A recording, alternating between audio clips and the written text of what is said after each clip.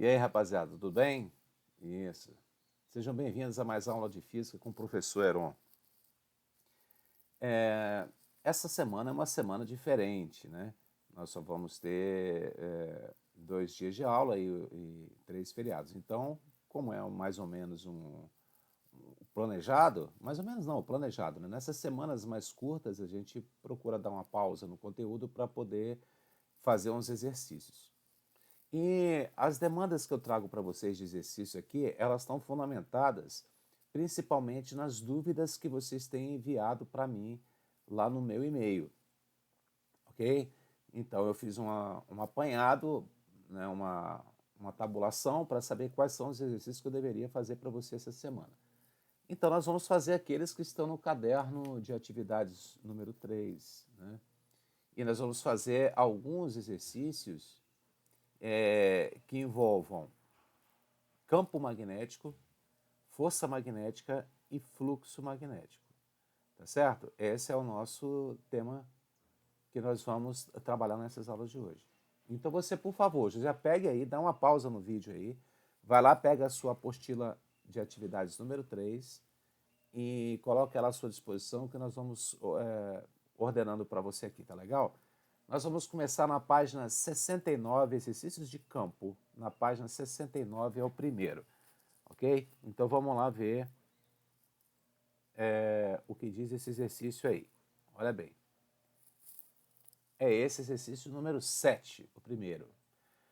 Então veja lá, ó. Uma bobina chata representa um conjunto de N espiras que estão justapostas. Sendo essas espiras todas iguais e de mesmo raio. Considerando que a bobina da figura a seguir tem uma resistência de 8 ohms, olha, essa resistência é da bobina. Por que ele disse isso? Porque essa bobina é composta por fios enrolados, lembra? Então, lembra que a gente falou naquelas leis de Ohm que todo material tem uma resistência? Que essa resistência é igual a ρ, o comprimento do fio dividido pela área de seção transversal, né? Então, se esse fio aqui tem uma resistência, essa resistência do fio que compõe a bobina tem uma resistência de 8 ohms. E essa bobina possui 6 espiras. O raio dessa bobina vale 10 centímetros e ela é alimentada por um gerador de resistência interna 2 ohms. Ó, essa resistência aqui, então, é do gerador. Ó. Lembre-se, agora nós estamos misturando esse assunto de bobinas com geradores elétricos, ó, campo magnético com geradores elétricos. Essa é a resistência interna, né, de força eletromotriz igual a 50 volts. É a força eletromotriz, 50 volts, né? A intensidade do vetor de indução magnética no centro da bobina vale.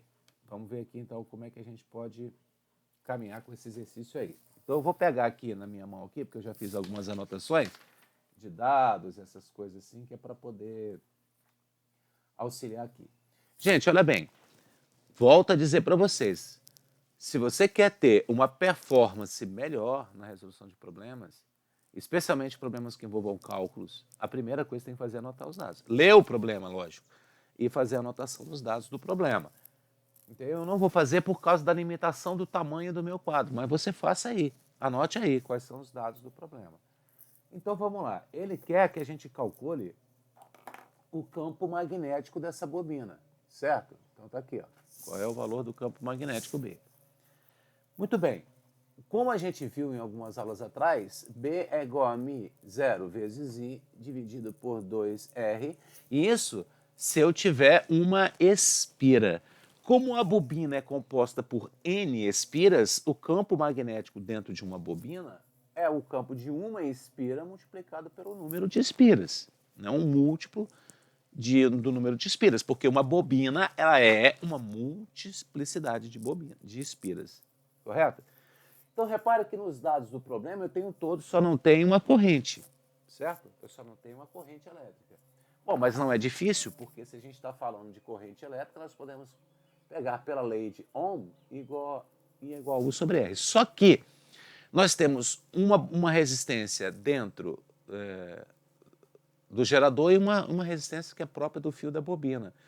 Só que lembra que eu falei para vocês no assunto de geradores, que toda vez que você lê um exercício que tem geradores com resistência interna, a resistência interna do gerador está sempre em série com qualquer coisa que esteja do lado de fora.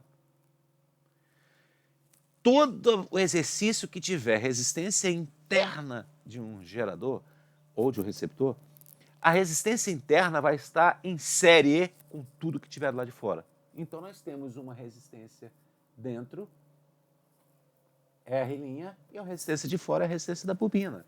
Então, a corrente vai ser, a DDP ele falou que é 50 volts, a resistência de fora é 8, a resistência de dentro, 2.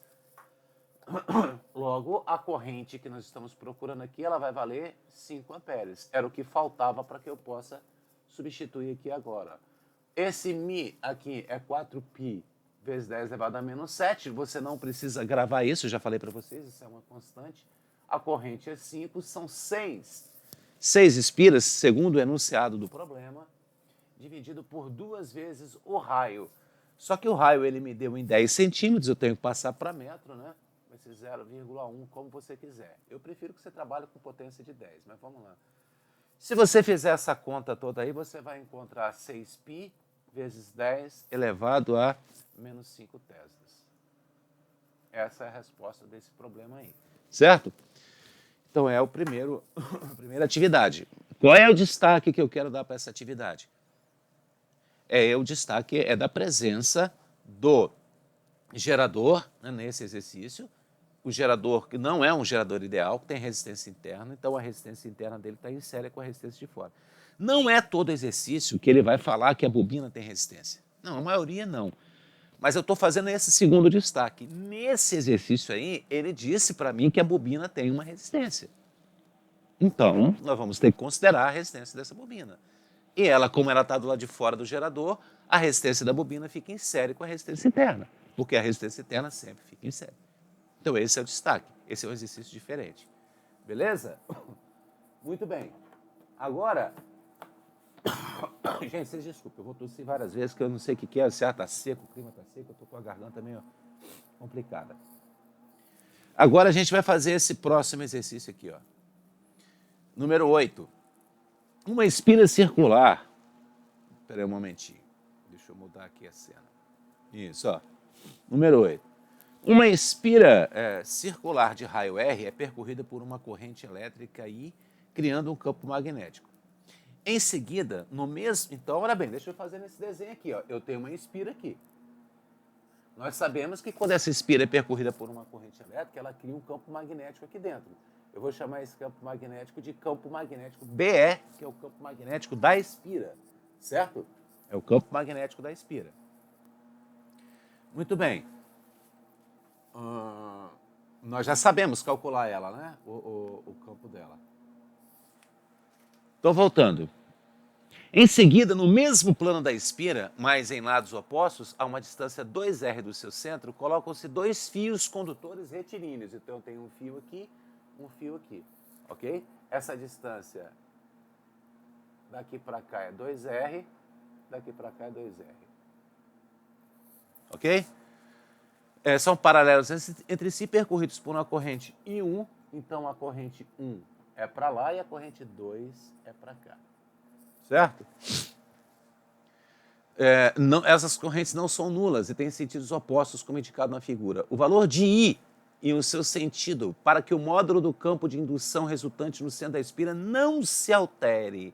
O módulo não se altere, tem que ser respectivamente iguais a... Então vamos ver, ó. Gente, presta atenção na pergunta. Ele está dizendo o seguinte: o módulo do vetor campo magnético não pode se alterar. O módulo. Ele não falou direção e sentido. Então por que eu tenho que pensar assim? Porque, veja bem, eu tenho 3 elementos formadores de campo magnético ali. Uma espira, que gera um campo magnético, um fio que gera um campo magnético e outro fio que gera um campo magnético. Então nós temos 3 fontes de campo magnético. Nesse ponto central aqui, ele quer saber. O nosso objeto é ali. Então veja, esse fio vai gerar um campo magnético. Imagina, pense em tudo sem esse fio, sem essa bobina. Pense, Então, regra da mão direita, ó, o campo gerado por essa corrente aqui, ó, sai pelo lado de cima, entra pelo lado de baixo. Então eu tenho um campo magnético entrando aqui nesse ponto aqui, certo? Eu vou chamar esse campo magnético de campo magnético 1. Esse fio aqui, ó, a corrente está para cá, o campo entra aqui. Então eu vou chamar aqui de campo magnético 2. Certo? 2. Se eu fosse colocar isso numa outra perspectiva, eu teria algo mais ou menos assim, ó. A espira aqui assim, né? O ponto central aqui. Eu tenho dois campos entrando aqui, ó, B1 e B2, ó. B1 e B2. Entrando aqui, né? Eu estou pegando, colocando essa espira que está aqui, ó, nesse plano horizontal aqui, tá certo? Muito bem. Só que a espira também não gera um campo? Não falei que são 3? Então, ela vai gerar um campo ali. Aí eu tenho que pensar o seguinte, cara, o exercício quer que o módulo do campo não se altere. Então, primeiro eu vou determinar o sentido, porque se eu fizer uma corrente, eu tenho que saber a corrente, porque se eu fizer um campo da espira para baixo também, ó, o campo da espira para baixo, o que está acontecendo? Eu vou somar ao campo da espira o campo dos dois fios, então o módulo vai aumentar. Então o que eu tenho que fazer? Esse campo não pode ser para baixo, o da espira, ele tem que ser para cima.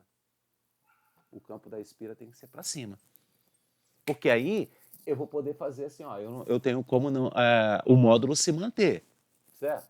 Bom, para esse campo ser para cima, então aqui, ó, você vai ver a pontinha. Para isso, nós vamos ter que usar a regra da mão direita de novo. Ó. Se eu quero que o campo saia, o sentido da corrente tem que ser esse aqui, ó. Anti-horário, certo? Ó, a corrente é o dedão. O campo, a corrente nesse sentido, o campo sai por dentro da espira, ok? Muito bem. Agora, o outro detalhe importante disso aí, ó, é que para que esse campo ele mantenha o seu módulo, o campo gerado por um fio, ele tem que ser, dos fios, né? Tem que ser o dobro do campo gerado pela espira. Tem que ser o dobro. Ora, por quê, professor? Por uma questão de módulo, olha aqui, ó. Esses dois campos tem que ser o dobro desse, porque se eu tiver o dobro, esses dois aqui forem o dobro desse, aí quando eu pegar um menos o dobro, vai dar um, não é isso? Se você pegar o dobro de alguma coisa menos a coisa, não é a mesma coisa? O dobro de um não é um, entendeu? Se eu pegar o dobro para baixo e o dobro para cima e um para baixo, o dobro, né? Aí quando eu pegar esse menos esse, vai manter a mesma coisa. O módulo vai se manter. Então, o campo da espira tem que ser dobrado em relação aos fios. Tem que ser o dobro. Então, no fio, o campo magnético vai ser μ vezes I1 sobre 2πr. No outro fio, μ I2 sobre 2πr. E o da espira é μ, a corrente da espira, dividido por 2R. Certo? Então, porque, olha bem, o do fio, só que no fio, a distância do fio até o ponto é 2R. 2R. Então, aqui, ó, eu vou ter que multiplicar por 2. Eu tenho que multiplicar por 2. Então, se eu for cortar as coisas aqui, ó, o que eu vou poder cortar? Ó? Eu vou cortar μ com μ, 2 com 2 com 2, não é isso?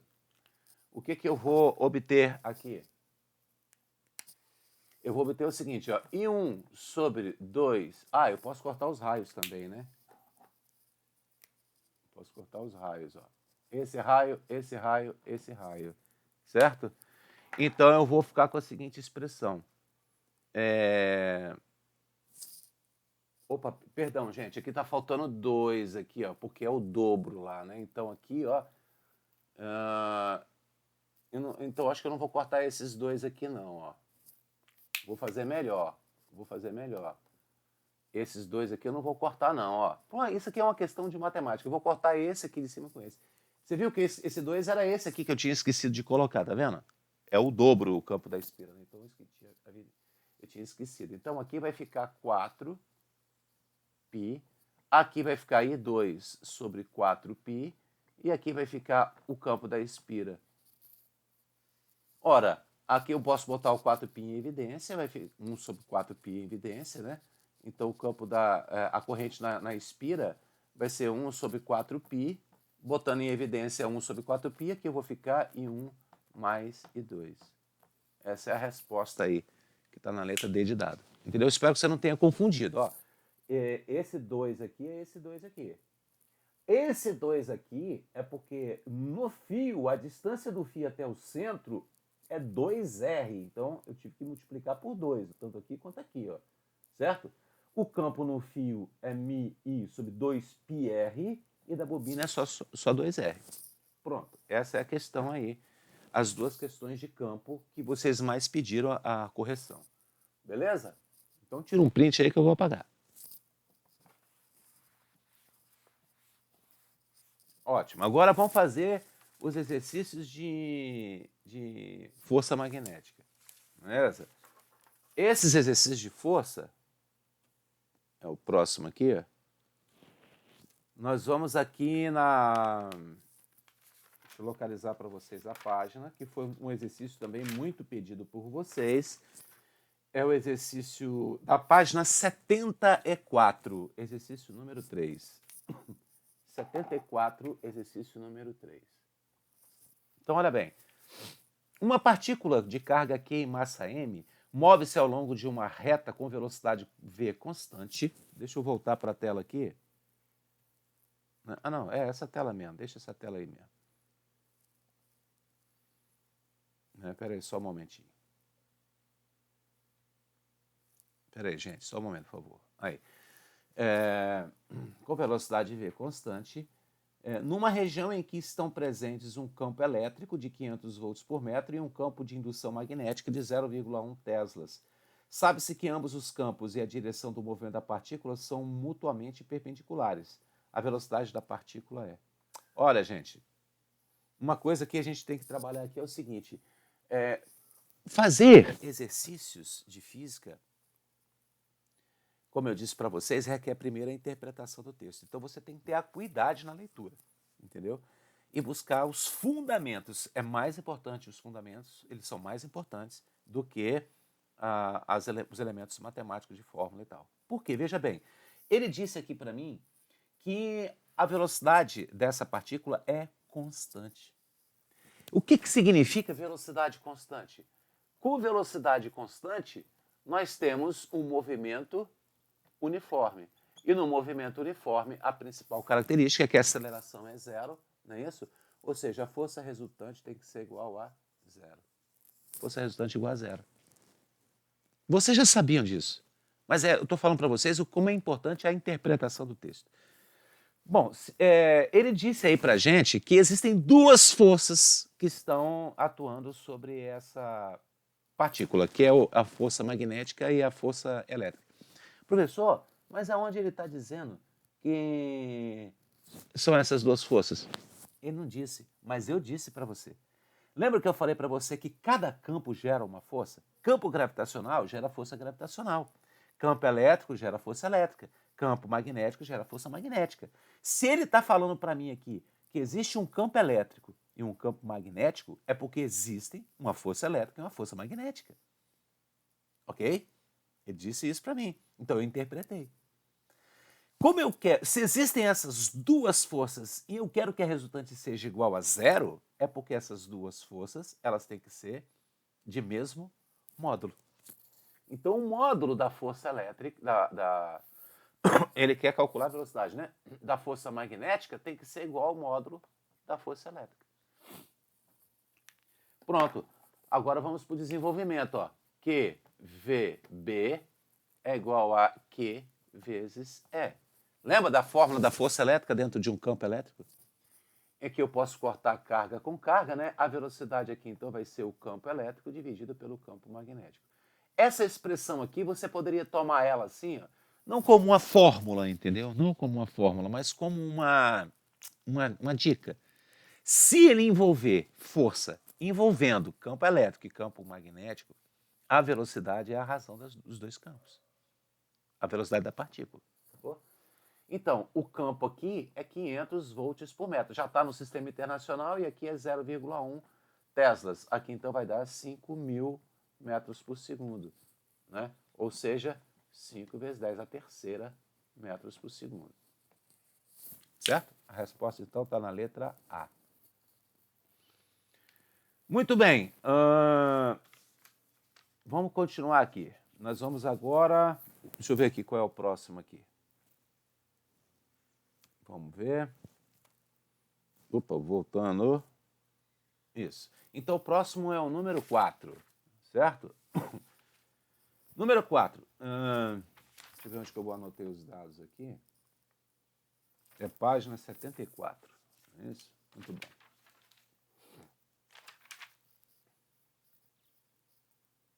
Isso. Aqui. Sob a ação exclusiva de um campo magnético... Opa, deixa eu voltar. De um campo magnético uniforme de intensidade 0,4 Tesla, um próton descreve um movimento circular uniforme de raio 10 milímetros em um plano perpendicular à direção desse campo. A razão entre sua massa e sua carga é de 10/8 quilogramas por coulomb. Então, olha bem, gente. Deixa eu apagar aqui que eu já vou voltar para cá, para a tela. Deixa eu voltar para essa telinha aqui, que a gente fica mais pertinho um do outro. Então, olha lá. Ele me deu a razão entre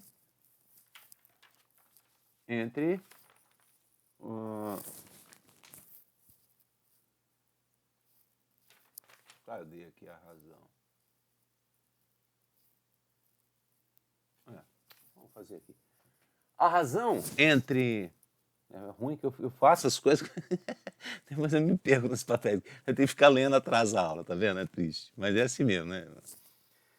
Então vamos lá, ó. A razão entre massa e carga, ó. A massa e a carga. A razão é 10 elevado a menos 8 quilogramas por coulomb, certo? Gente, presta atenção. Eu só tenho um campo magnético, não tenho campo elétrico, não tenho campo gravitacional, não tem nada. Então eu só tenho força magnética, certo? Ele quer a velocidade. Outro detalhe é o seguinte, a gente tem que prestar bem atenção nas relações que existem, principalmente com a mecânica. Principalmente com a mecânica, porque a mecânica é a base de toda a física, né? Então a gente tem que ficar ligado nisso aí. Então ele vai dizer o seguinte, ó, quando uma partícula entra dentro de um campo, a gente já sabia, eu já tinha falado isso para você, né? Se essa partícula, se eu tiver um campo, por exemplo, entrando aqui, ó, esse campo está entrando aqui no quadro, ó, eu estou vendo a bundinha do vetor, né? Assim que eu falei para vocês. Se essa partícula entra de forma perpendicular ao campo aqui, ó, perpendicular ao campo, a trajetória dessa partícula vai ser uma curva. Vai ser uma curva. E o movimento vai ser um movimento circular uniforme. Isso é regra. É regra. Incidiu de forma perpendicular, a trajetória é uma curva. Certo? Muito bem. Uma outra característica importante do movimento circular uniforme, ó, para o movimento circular e uniforme, é que a força resultante ela é centrípeta. Todo o movimento, não é só dessa partícula não, qualquer corpo que execute um movimento circular uniforme, a força resultante é centrípeta, certo? A força centrípeta, como vocês sabem, ela é uma força que ela pode ser qualquer força. Qualquer força pode ser centrípeta. Ou seja, a força centrípeta é aquela força que faz o cara fazer curva. Nesse caso aqui, a força centrípeta é a força magnética. Então, a força centrípeta, mv2 sobre r. A força magnética, qvb. Certo? Ele quer que eu calcule a velocidade. Então, eu vou fazer isso aqui, ó. Eu vou cortar esse v com esse v e vou desenvolver aqui a partir, né? Se eu pegar esse r e passar para lá, ó, eu vou ficar assim, ó, v é igual a qbr sobre m. Olha que interessante, ele já me deu o valor de b do campo, que vale 0,4. Me deu o raio, que é 10 milímetros. 10 milímetros... é 10 milímetros, né? Isso, 10 milímetros é 10 vezes 10 a menos 3, ou seja, 10 elevado a menos 2 metros. Agora, aqui, ó, repare que nesse pedacinho ficou Q sobre M, ó. Q sobre M. Ele me deu M sobre Q. Q sobre M é o inverso. Então, o inverso de 10 elevado à oitava é o quê? Ó, Q sobre M vai ser igual a 10 elevado à oitava positivo. M sobre Q é 10 a menos 8. Q sobre M, 10 elevado a mais 8. 10 elevado à oitava. Se você fizer essas contas aqui, se eu não me engano, deu 4 vezes 10 elevado a quinta metros por segundo. Aí, ó. Resposta certa na letra A. Beleza? Tudo bem? Tempo para você copiar aí. Que nós vamos fazer agora o exercício número 5. Não, se tempo que você dá um pause aí no vídeo e tira o print. Né? Então vamos lá. Número 5. Esse eu pedi para... vocês não pediram esse número 5, eu que incluí. Ele não está na lista dos que vocês mais pediram. Mas eu preferi incluir pelo seguinte, ó.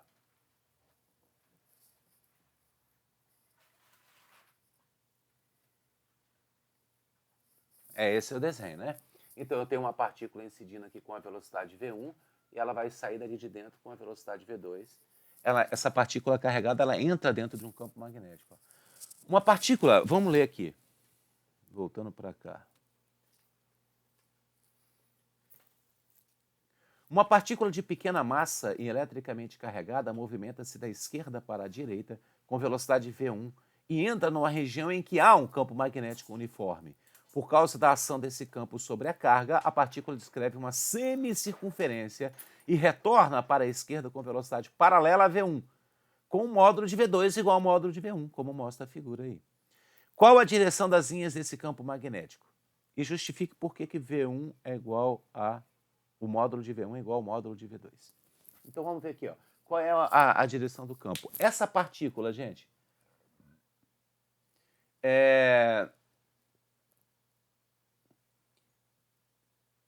Bom, ele não me deu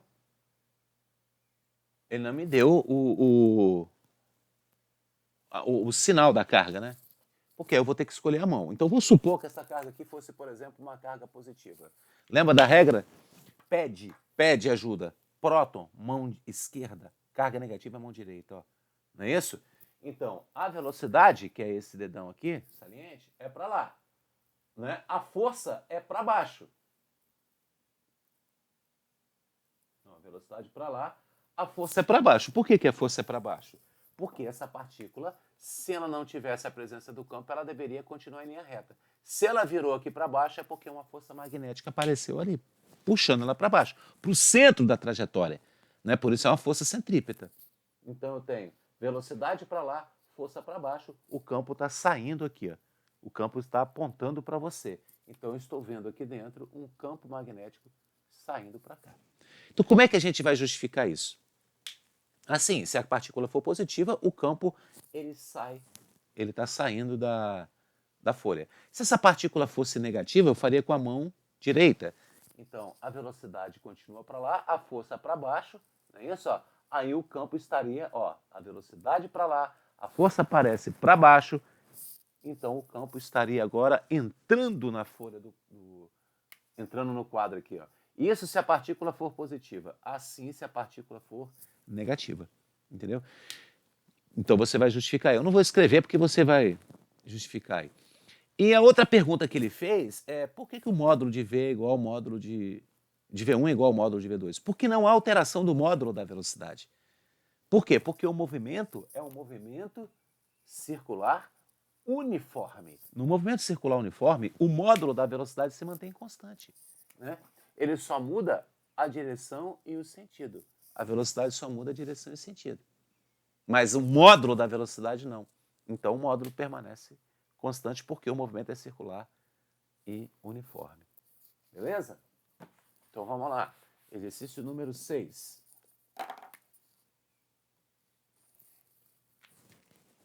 Deixa eu voltar para a tela ali.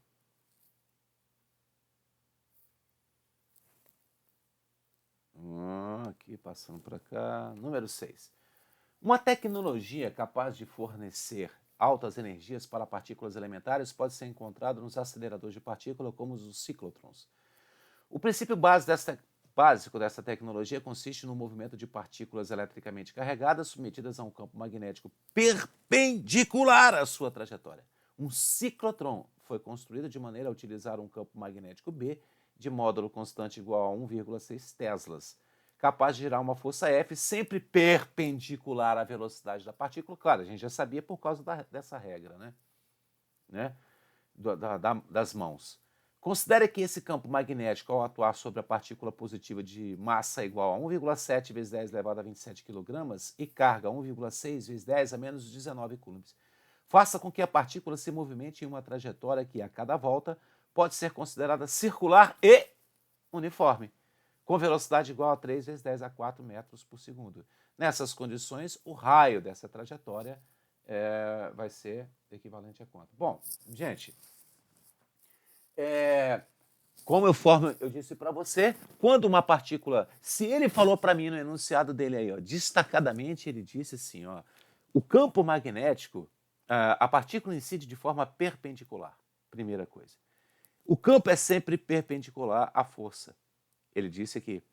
E ele disse que o movimento é circular e uniforme. Então ele me deu todas as condições para entender que se esse movimento é um movimento, conforme o exercício anterior, a partícula entra dentro de uma região que tem um campo.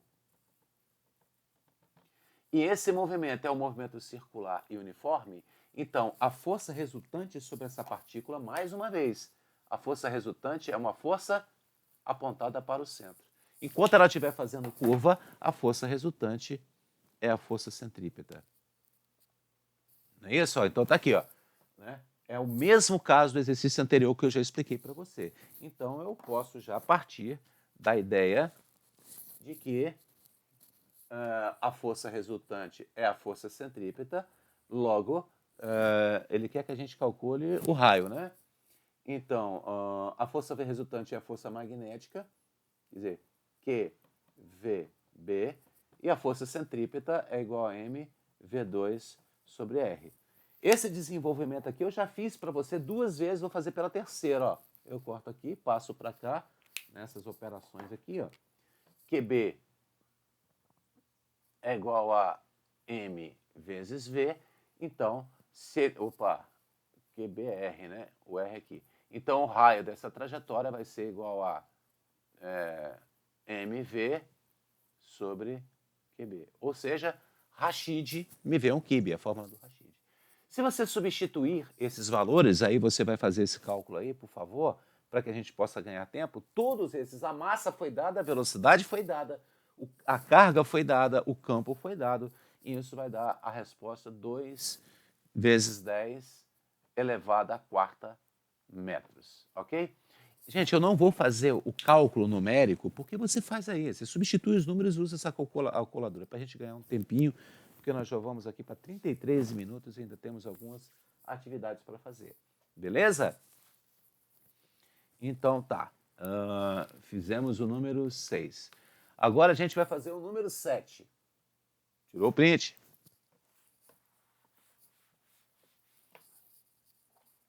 Número 7. Olha bem. Vamos voltar para lá. Para a cena. Número 7. Gente, eu continuo apanhando esse negócio. Os artistas não têm esse problema, né? Eles têm editores, eles têm tudo. Aqui eu sou editor, iluminador, professor, tudo isso. Então dá esses problemas aí. Vamos lá. Número 7 da página 75. Ó. Um fio MN de 40 centímetros de comprimento e massa igual a 30 gramas está suspenso horizontalmente por uma mola ideal de constante elástica K igual a 10 newtons por metro. O conjunto encontra-se em uma região do campo magnético uniforme B igual a 0,1 Weber por metro quadrado, que é a mesma coisa que Tesla, né? Weber por metro quadrado, é igual a Tesla, como indicado na figura a seguir. Quando a corrente no fio for de 10 amperes e dirigida de N para M, atuará sobre o fio uma força magnética dirigida verticalmente para baixo. Determine a elongação total em razão da força magnética e da força gravitacional sofrida pela mola. Então, voltemos para a tela. Isso, vamos lá então. Olha, gente, mais uma vez é aquilo que eu digo para vocês. Olha como mecânica é a base da parada toda. Mecânica é a base. Eu tenho uma mola aqui, ó, certo? Essa mola está aqui. Essa mola não está esticada, nada, nem nada. Se eu colocar uma mola aqui, um fio aqui, ela vai esticar, não vai? Isso é o delta X da mola, não é isso? Eu pendurei um fio aqui. Ó. Por que ela vai esticar? Porque eu tenho a ação de uma força puxando ela para baixo aqui, que é a força-peso. Aí, a elongação é para baixo. Você viu com os professores de mecânica que a força elástica ela é uma força que atua contra a deformação. Se a deformação é para baixo, ela é uma força chamada de restituição, não é isso? Ela é sempre contrária à deformação. A força que a deformou, né? Contrária à deformação, não. Contrária à força que a deformou. Se a força que a deformou está para baixo, a força elástica é contrária. Ela é de restituição. Ela é uma força restauradora. Então eu tenho uma força elástica para cá. Ó. Uma força elástica. Legal. Se essa parada ficar em equilíbrio, é porque essa força elástica é igual a essa força-peso. Só que não tem só essas duas forças. Ele disse para mim, de acordo com o enunciado, que existe um campo magnético aqui. Existe um campo magnético aqui. E que existe uma corrente elétrica fluindo por esse fio, entrando aqui e saindo por aqui. Então eu tenho uma corrente elétrica para cá. Certo? Uma corrente I. Ora, se eu tenho uma corrente elétrica, eu tenho um campo magnético, eu tenho uma força magnética. Ok? E como é corrente, corrente é sempre com a mão esquerda que você vai fazer, sempre com a mão esquerda, corrente é sempre com a mão esquerda. Então vamos ver aqui, ó. Federação Brasileira de Atismo, força, campo e corrente. Então, ó, o campo está entrando no quadro, a corrente está vindo para a direita, né? Ó, a corrente é esse dedão sacana, a corrente está para cá, ó. De M para N. O campo é esse dedão aqui, ó, do caguete, ó. A corrente para cá. Então a força apareceu para... É difícil ver, né? A força apareceu para baixo, tá vendo?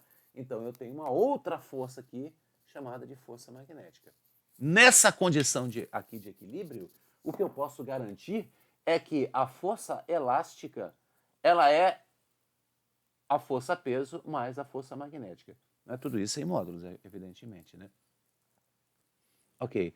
Então, se ele quer saber o ΔX, agora eu vou substituir. Onde está escrita a força elástica aqui, ó, a força elástica é K ΔX. A força-peso é M vezes G. E a força magnética é igual a BI vezes L. Viu?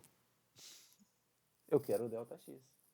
Ora, esse ΔX, eu posso dizer que ele vai ser igual, então, aqui eu tenho mg mais μ.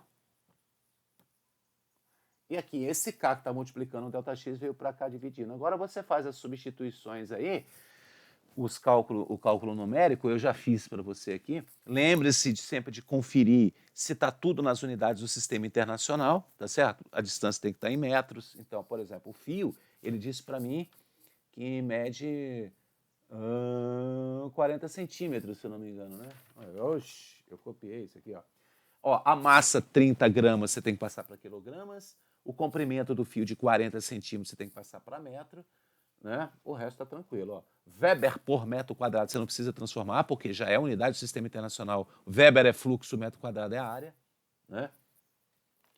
E a corrente é em amperes. Se você fizer essas contas, você vai encontrar aqui ΔX igual a 120 milímetros. Ou, se você quiser, ΔX vai ser igual a 120 vezes 10 elevado a menos 3 metros. Pronto. Vamos deixar dessa maneira que está aí mesmo. Ok, gente? A questão próxima é a questão número 8. Deixa eu ver o tempo aqui. Tá bom. Questão próxima é a questão número 8. É essa questão aí, ó. Essa questão aí, eu vou pedir a você que tenha um pouco de atenção, porque eu vou fazer por um caminho, digamos assim, um pouco mais completo. Inclusive, eu vou fazer e vou apagar aqui o quadro por 2 vezes, porque é uma questão que merece que a gente tenha uma atenção por ela. Não por conta de que ela vá cair na prova, mas por conta das coisas que estão envolvidas ali dentro, dos conceitos que estão envolvidos e das possibilidades da gente fazer um desenvolvimentozinho algébrico. Então, olha só. Um espectrômetro de massa foi utilizado para separar íons I1 e I2 de mesma carga elétrica. Opa, ó, mesma carga elétrica, tá? e de massas diferentes a partir, massas diferentes, olha, a partir do movimento desses íons e um campo magnético uniforme de constante de intensidade B. Os íons partem de uma fonte com velocidade inicial nula, então eles estão partindo daqui, ó. Eles estão saindo daqui com velocidade nula.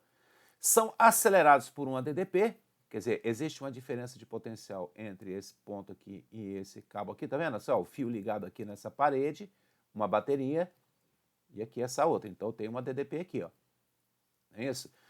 E penetram pelo ponto P em uma câmara no vácuo onde atua apenas um campo magnético. Tá vendo? Aqui só tem campo magnético, não tem campo elétrico nem gravitacional. É representado perpendicular ao plano do papel, como mostra a figura. Dentro da câmara, os íons I1 são detectados no ponto P1, a uma distância D1 igual a 20 centímetros do ponto P, como indicado na figura. Sendo a razão de M2 para M1 entre as massas dos íons I1 e I2 igual a 1,44 e desprezando os efeitos gravitacionais, tá vendo? Não tem peso, não tem força-peso, né? Cadê onde é que tá? Desprezando... Determine, né, a razão entre as velocidades. Primeiro, eu quero que você preste atenção no seguinte, vamos voltar para a nossa telinha aqui. Nossa tela inteira. Então vamos lá. Primeiro, eu quero que você preste atenção no seguinte, ó, tudo de novo com a mesma história, ó. Eu tenho aqui um campo, lembre-se, eu vou fazer e vou apagar, tá bom, gente? Tá bom? Então, olha, uma partícula, ela vai fazer isso aqui, ó. E vai bater aqui. A partícula 1. Certo? A partícula 2 vai ter uma trajetória diferente. Sabe por quê? Porque apesar de terem a mesma carga, elas têm massas diferentes. Massa diferente.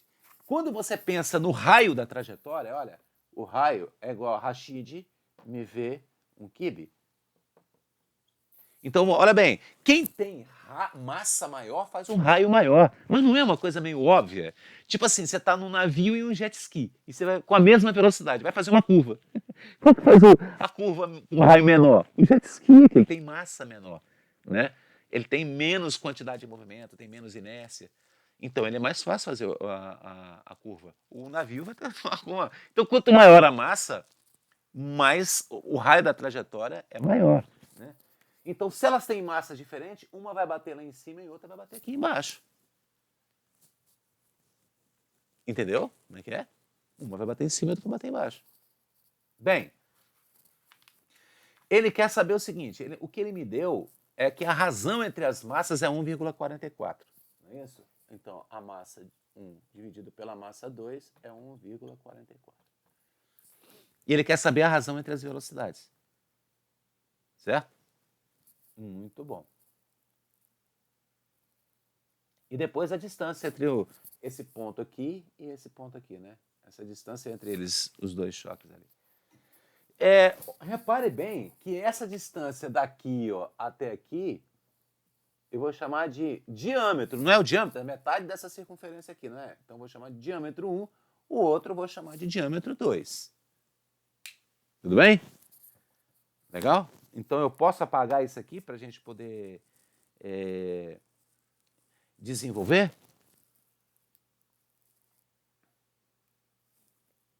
Então vamos lá. Então olha bem, gente. De novo vem a questão da mecânica, ó.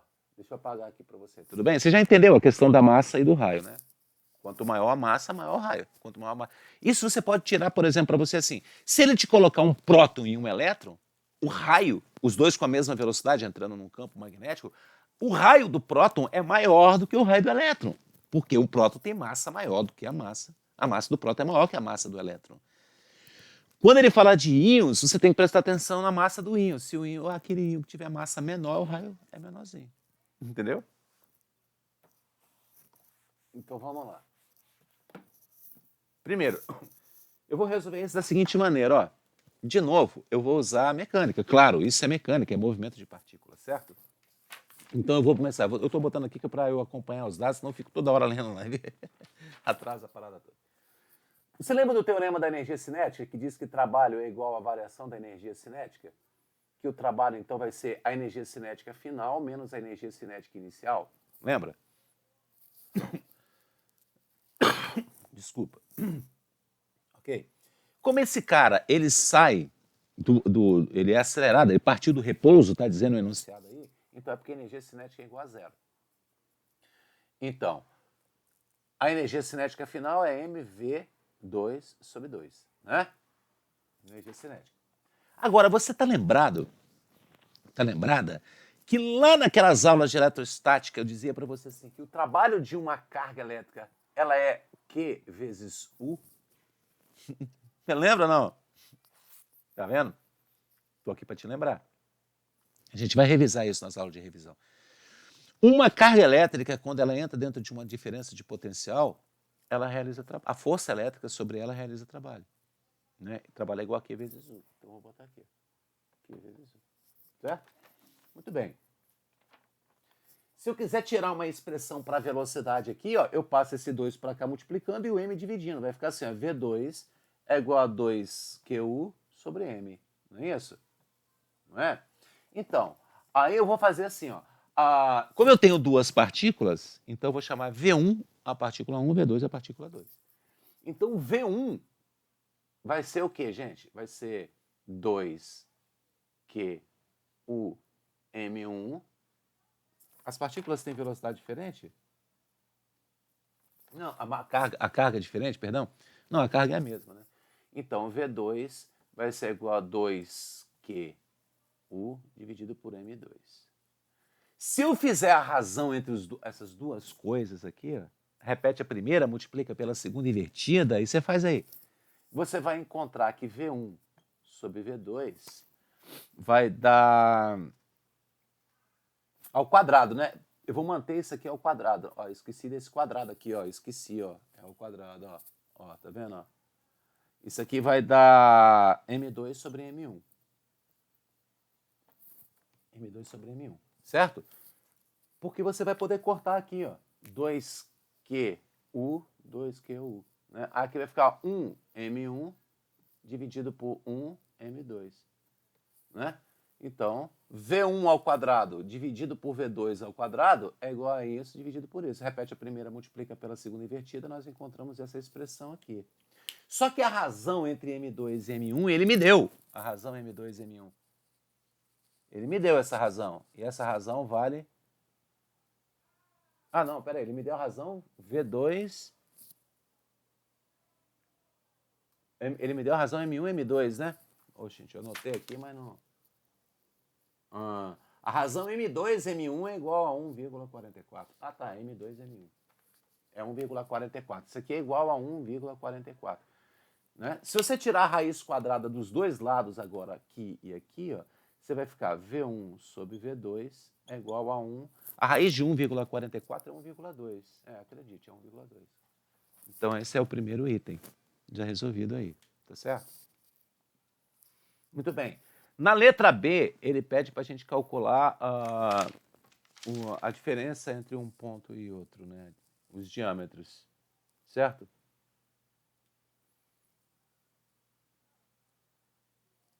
Ô, gente, olha bem. O diâmetro, ele é proporcional à velocidade. Não é isso? É proporcional à velocidade. O diâmetro é o dobro do raio. Rashid me vê um quibe. Então, se Rashid me vê um quibe, quanto maior a velocidade, maior é o raio. Né? Claro, você entra numa curva com uma velocidade maior, a curva que você vai fazer tem um raio maior. Ele é diretamente proporcional. Então, eu vou apagar aqui, tá bom? Ó, porque já deu tempo da nossa aula. Terrível, né? Mas vamos lá. Como ele é diretamente proporcional, então o diâmetro 2 ele vai ser igual a 1,2 vezes o diâmetro 1. Por quê? Porque aqui você vai tirar isso. A velocidade 1 é igual a 1,2 a velocidade 2. Então o diâmetro 2 vai ser igual a 1,2. O diâmetro 1 ele me disse aí quanto é que vale. 20 centímetros. Então o diâmetro 2 vai ser igual a 24 centímetros. 24 centímetros. Essa é a minha resposta, beleza?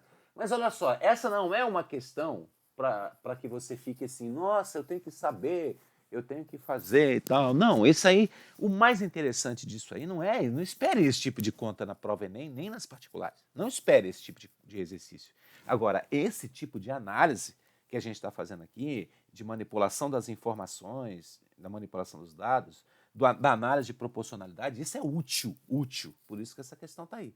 Mas não fique esperando que ela vá cair, porque ela não vai cair, não. Ok? Bom, nós já estamos aí passando o tempo, mas eu vou ter que continuar, né? Deixa eu mudar para cá para você, para a gente falar da próxima questão aqui, ó, sobre fluxo magnético. Ó. São questões rápidas. Essas questões de fluxo, essa questão aí, ela está na página 76. Agora, olha, essas questões da página 76 não faça agora. Não faça agora. 76, 77, não faça essas questões. Porque eu só expliquei o que é fluxo, eu ainda não expliquei como é que é a indução. Isso vai ser na outra semana, então segura sua onda aí. Tá legal? Vamos analisar aqui, ó. Uma espira retangular de lados A igual a 30 centímetros e B igual a 50 centímetros está imersa em uma região onde existe um campo magnético uniforme de intensidade B igual a 0,4 teslas. O plano da espira forma um ângulo de 30 graus com a direção das linhas de indução, como mostra a figura. O fluxo magnético através dessa espira vale quanto? Gente, eu não vou redesenhar essa figura aqui, não. Você preste bem atenção nela, porque eu vou mostrar para você aqui agora. Já está aqui, ó. Nem preciso, ó. O fluxo é B vezes A cosseno de 60. B é o valor do campo, A é a área, o cosseno de 60. O fluxo, então, vai ser igual. Deixa eu colocar para você aqui, talvez você não esteja enxergando aí. Então, deixa eu botar na tela inteira aqui. O fluxo magnético, é igual o campo vezes a área vezes o cosseno formado pela normal à superfície com o campo, não é isso? O cosseno ali. Então, esse fluxo aí, ele deu para mim, o campo vale 0,4, a área é a base vezes a altura, só que você tem que se transformar para metro. Um é 30 centímetros e 50 centímetros, você vai transformar para metro, e isso vai dar 0,30, né? 0,30 vezes 0,50, vezes o cosseno de 30 graus, que é o ângulo que ele deu para mim lá, né? O cosseno de 30. Não, o cosseno é de 60. Ah, professor, por que o cosseno é de 60? Ora, porque, veja bem, o ângulo faz, o campo faz um ângulo de 30 com a superfície. E, então, com a normal, porque o ângulo é medido entre as linhas de campo e a normal. As linhas do campo magnético e a normal. A normal é perpendicular à superfície. Então, se entre as linhas e a superfície é 30, é porque entre as linhas de campo e a normal é 60. Né? Então, o cosseno aqui é de 60 graus. Se você fizer essas contas todas aqui, ele já está feito aqui para nós aí, ó, deu 0,03 Weber. 0,03 Weber. Beleza, gente? Então, é isso aí. São esses exercícios aí. Eu espero que eu tenha sido claro com vocês. Caso vocês mantenham a dúvida, por favor, retornem para mim. Deixa eu te dar um toque aqui. Semana que... hoje é segunda, eu estou postando esse vídeo na segunda, né? Essa semana ainda, ou amanhã, terça, ou quarta-feira, eu vou fazer uma aula em que eu vou pegar as constantes físicas, presta atenção nisso aqui, ó, não desliga não. Eu vou pegar uma aula, eu vou pegar as constantes físicas, especialmente as de eletricidade, eu vou pegar algumas outras e vou fazer aquele negócio que eu expliquei para vocês. De uma constante, de uma unidade, você deduz a fórmula. E como deduzindo essa fórmula, ou seja, fazendo uma análise dimensional das unidades, a gente consegue simplificar a maneira com que a gente vai entendendo a resolução de problemas de cálculo numérico ou de cálculo algébrico em física. Então, essa semana. E vou mostrar para vocês a relação entre as forças, todas as forças de campo, magnética, gravitacional e elétrica. Só que eu vou postar isso lá no meu site, lá no meu canal do YouTube. Dá um pulinho lá, se inscreva lá no meu canal, porque aí quando eu lançar essa aula, você vai receber uma notificaçãozinha lá. Inscrito lá, bota no sininho e tal. E aí, aí você vai receber, você aí acompanha. Entendeu? Vai ser uma aula interessante, só de matemática, mas ela é muito útil, essa aula que eu vou postar para você lá. Então entra lá no meu canal, Professor Heron Miranda, entra lá, se inscreva no canal, bota lá o sininho, dá uma curtida lá, que é para dar uma moral, que aí a gente você vai receber a notificação dessa aula que eu vou postar para vocês. Eu não vou postar no plural, vou postar lá no meu canal, tá legal? Então você vai acompanhar lá. Um abraço, até a próxima.